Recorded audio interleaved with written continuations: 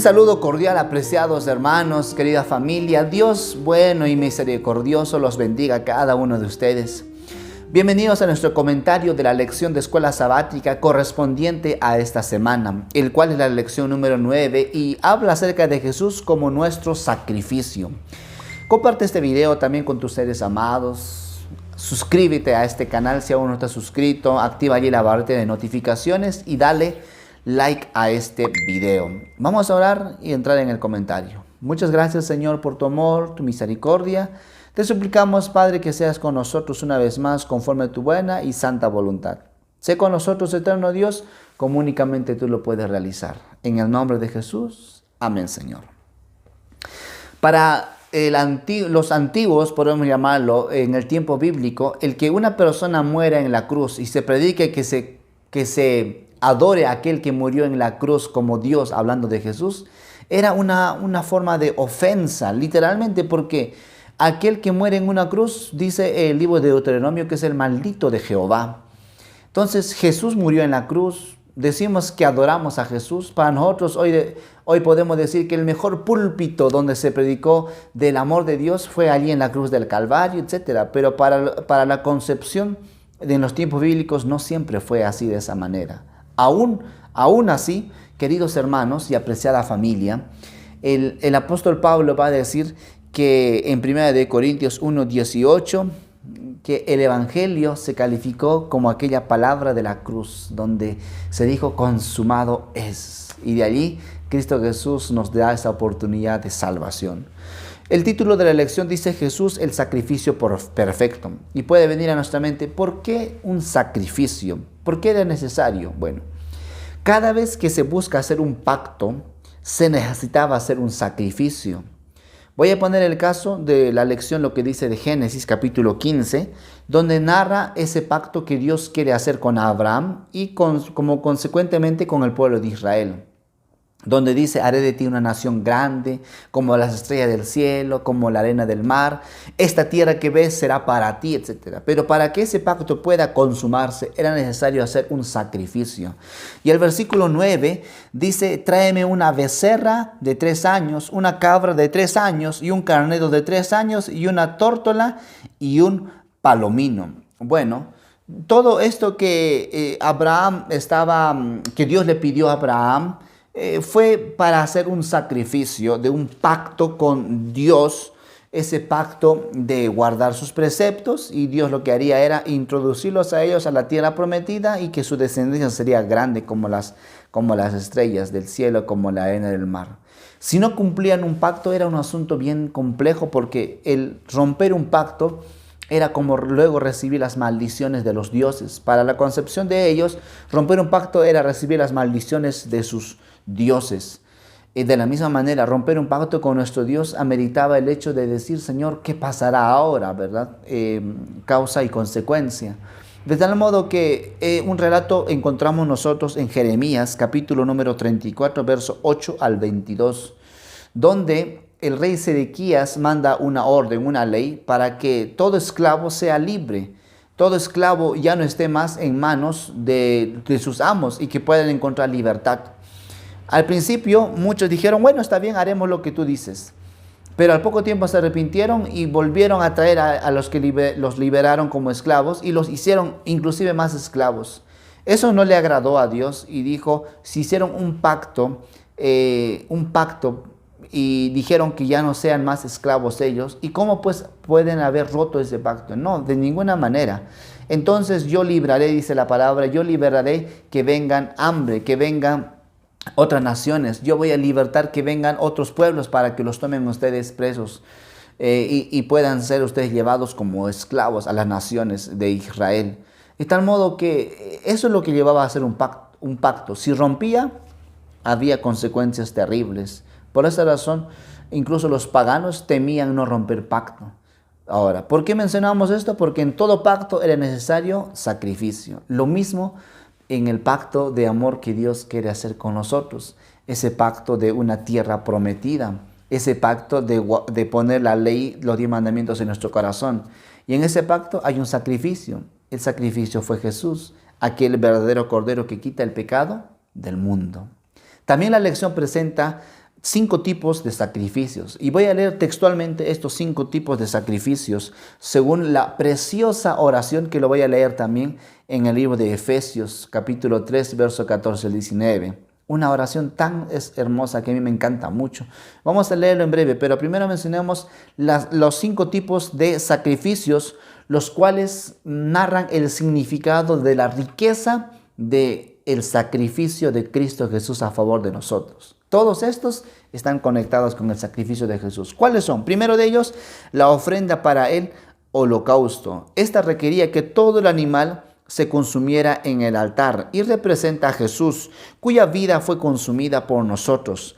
La expiación requirió el compromiso de Jesús como por nosotros, el cual se apartó de ser Dios y se hizo hombre, pero sin pecado, y tomando como siervo se sacrificó por nosotros. Ese es un tipo de ofrenda para el holocausto. Jesús siendo ofrenda para el holocausto.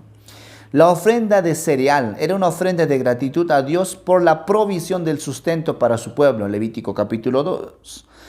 También representa a Jesús, ¿cuál? La ofrenda del cereal, el cual es el pan de vida. Jesús dijo que es el pan de vida, dijo yo soy.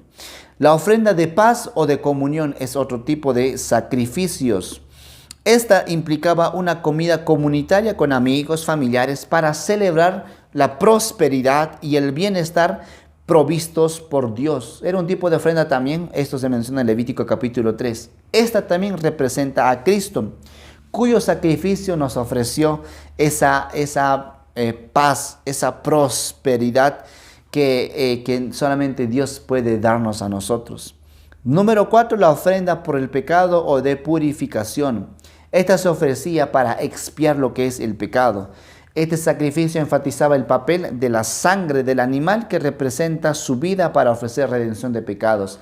Para que yo no muera, pasaba entonces mis pecados en un animal y el animal moría por mí, porque la paga del pecado es muerte. Pero para yo no morir, el animal moría. Esto se llama la ofrenda por el pecado, el cual también representa a Jesús, la sangre de Jesús que fue hecho sacrificio por nosotros. La ofrenda por la culpa o de reparación, el cual brindaba perdón en los casos que era posible la reparación o restitución. No indica que el perdón de Dios no nos libre de la responsabilidad de ofrecer reparación o restitución cuando sea posible a quienes hemos agraviado. Esto es una ofrenda de Dios, es una ofrenda para Dios porque Él nos da siempre su perdón y su amor. En ese tiempo también había una ofrenda que se daba cuando se había reconciliación entre familias, entre naciones, entre pueblos. De tal modo que todo esto, estos 5 sacrificios, la del holocausto, la del cereal, la de la paz o de comunión, la del pecado y la de la culpa o de la reparación, tenían siempre una consonante en Jesús, como el cumplimiento de todos estos. Entonces, estos son los tipos de sacrificios los cuales el pueblo de Israel practicaba, y todos se cumplieron cuando Jesús murió en la cruz del Calvario. Jesús como holocausto, Jesús como el pan de vida, Jesús como aquel que reconcilia, Jesús aquel que en su sangre podemos obtener perdón de pecados, etc. Jesús es la palabra clave también de esta semana. Muy bien. Efesios capítulo 3, versículo 14 al 19. Vamos a leer este texto bíblico que encierra realmente un lenguaje muy bello, muy impresionante, de una oración de amor, una oración de fervor hacia nuestro Dios. Dice la palabra allí de esta manera en el capítulo número 3, versículo número 14 hasta el versículo 21. Por esta causa doblo mis rodillas ante el Padre de nuestro Señor Jesucristo, de quien toma toda familia en los cielos y en la tierra, para que os dé conforme a la riqueza de su gloria, el ser fortalecidos con poder en el nombre interior por su Espíritu. Que hable Cristo por la fe en nuestros corazones, a fin de que arraigados y cimentados en amor, seáis plenamente capaces de comprender con todos los santos cuál sea la anchura, la longitud, la profundidad y la altura, y de conocer el amor de Cristo que excede a todo conocimiento, para que seáis llenos de toda la plenitud de Dios. Y aquel que es poderoso para hacer todas las cosas mucho más abundante de lo que pedimos o entendemos, según el poder que actúa en nosotros. A Él sea la gloria en la iglesia, en Cristo Jesús, por todas las edades y por los siglos de los siglos. Qué preciosa oración, el cual nos da un sentido de gratitud a nuestro Dios por sus innumerables bendiciones a favor de nosotros. El sacrificio de Jesús fue perfecto. ¿Por qué? Hebreos capítulo número 7 dice la palabra de Dios en este texto bíblico, en el versículo número 27 de esta manera: que no tienen necesidad cada día, como aquellos sumos sacerdotes, de ofrecer primero sacrificios por sus propios pecados y luego por los del pueblo, porque esto lo hizo una vez para siempre, ofreciéndose a sí mismo. Y el capítulo 10:10 dice: en esa voluntad somos santificados mediante la ofrenda del cuerpo de Jesucristo, hecha una vez y para siempre. ¿Por qué? Miren, el sacrificio que el pueblo de Israel hacía lo realizaba todos los días, en la mañana y en la tarde, mañana y tarde. Un sacrificio que tenía que llevar cordero y otro carnero y un macho cabrillo y una tórtola constantemente. ¿Por qué? Porque solo era momentáneo. Pero con Jesús no. Jesús se sacrificó una vez y para siempre. Por eso el sacrificio de Jesús es perfecto, porque es completo. Los anteriores eran válidos, por supuesto, solo que para que sigan teniendo esa validez siempre tenían que hacer una y otra, pero con Jesús no, fue una vez y para siempre. De tal modo que es perfectamente eficaz y nunca podrá ser superado el sacrificio que Jesús hizo por nosotros. Por esa razón es perfecto. En segundo lugar, cada vez que una persona, una vez que haya obtenido lo que podemos llamar el sacrificio por sus pecados, lo siguiente que tenía que hacer era también hacer una ofrenda para ser santificado. O sea, mi pecado lo transferí al animal, pero ahora tengo que ser santificado. Pero en Jesús es diferente, porque con Jesús nosotros encontramos la entrada para poder encontrar esa confianza de santificación. Por eso Hebreos 4:16 dice: acerquémonos pues confiadamente al trono de la gracia, porque el sacrificio de Jesús no solo nos limpia del pecado, sino también nos consagra para que nuestra confianza, nuestra vida entera esté socorrido en Cristo Jesús. Y número 3, esta también nos sustenta nuestra vida espiritual para seguir creciendo para la vida eterna. Es decir, el sacrificio de Jesús es perfecto, el cual nos libra, nos limpia, nos santifica y nos ayuda a ingresar en una esfera de comunión con nuestro Padre Celestial. Ahora, por supuesto que el sacrificio tuvo que tener un costo. Eso fue la muerte de Jesús. Y era necesario que ese costo pueda llevarse con alguien que tenía que valer realizarlo. No pudo haber hecho un ángel, no lo pudo haber hecho un querubín. Tenía que ser Dios mismo venir a este mundo como hombre para nosotros obtener la salvación de manera gratuita, pero bajo el costo de la vida de Jesús. El santuario normalmente era un símbolo de gobierno, de autoridad, una señal del reinado de nuestro Dios. En el capítulo número 9, versículo 22 al 28 de Hebreos, dice la palabra de Dios de esta manera, versículo 22 al 28. Según la ley, casi todo es purificado con sangre, porque sin derramamiento de sangre no hay remisión. Fue pues necesario que las figuras de las cosas celestiales fueran purificadas así, pero las cosas celestiales mismas con mejores sacrificios que estos.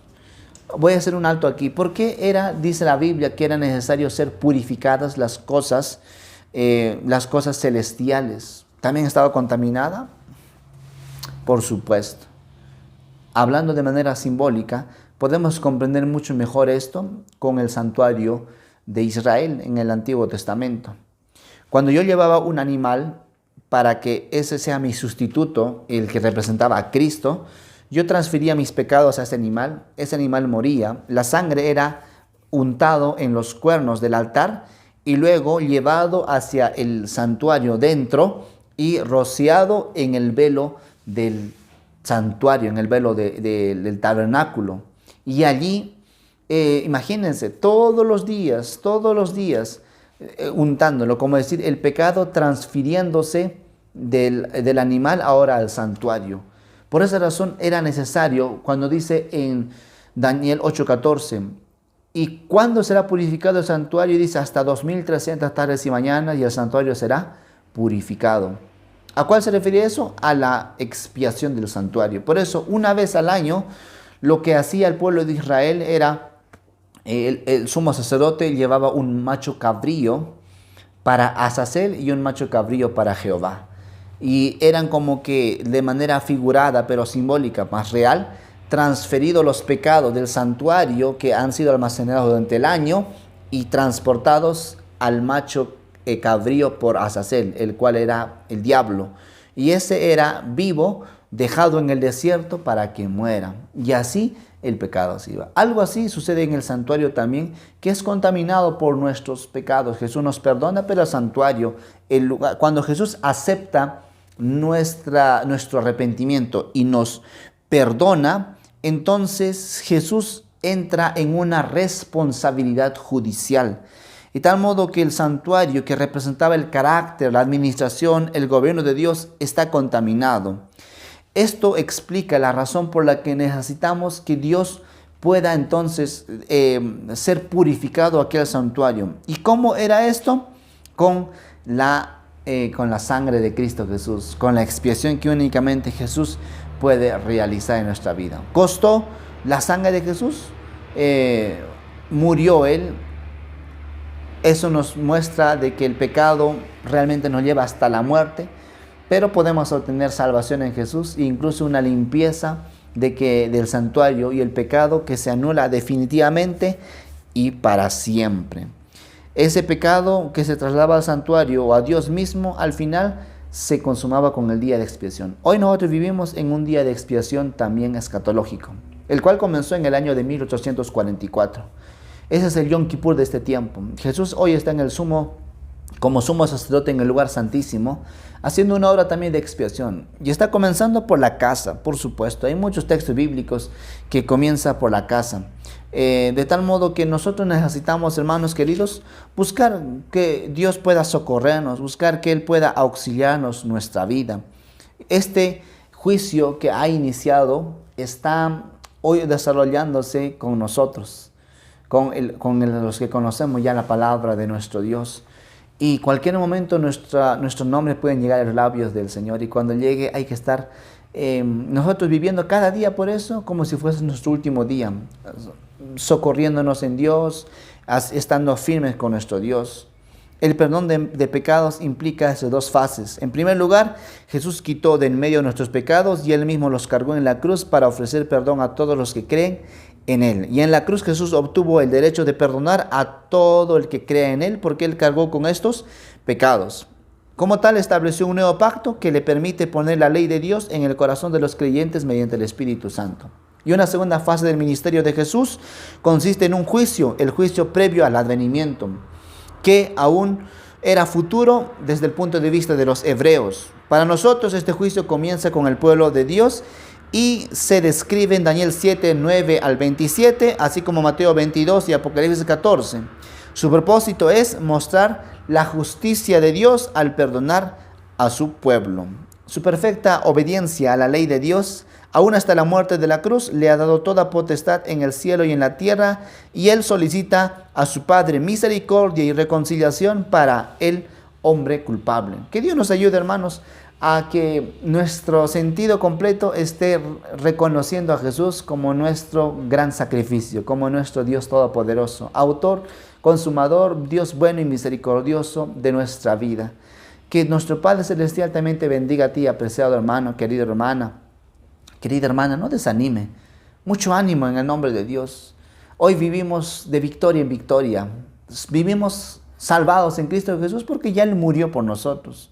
No tenemos nada que temer del futuro a menos que olvidemos la manera como Él nos ha cuidado en nuestra historia pasada. Jesús te bendiga en gran medida. Él prospere tu vida. Recuerda que ya no tenemos que sacrificar más corderos. Jesús ya murió por nosotros. Vayamos a Él, arrepintámonos si tenemos que arrepentirnos, y Él es justo para perdonarnos. Cuando llegue nuestro nombre a los labios de Jesús, para como juez Él actúe para juzgarnos, nosotros podamos hallarnos limpios ante Él. Dios te bendiga en gran medida. Te invito a seguir firme en esta caminata para vida eterna. Nos vemos en nuestro próximo comentario de la lección de escuela sabática. Que Dios, nuestro Padre Celestial, te abrace y te fortalezca en crecimiento para el reino de los cielos. Maranata, Cristo viene pronto.